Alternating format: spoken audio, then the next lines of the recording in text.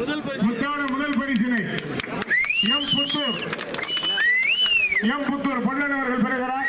அந்த பரிசு தொகையை மாண்புமிகு புன்னகை மன்னன் அமைச்சர் பெருமகனார் செந்தில் பாலாஜி ஐயா அவர்கள் வழங்கி சிறப்பிக்கிறார்கள். முத்தான முதல் பரிசினை பெறுவது முதல் பரிசு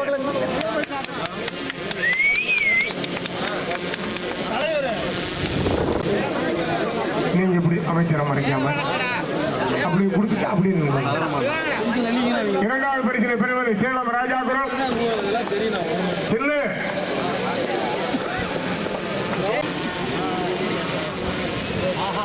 அடுத்து மூன்றாவது பரிசினை பெறுவது கோவை.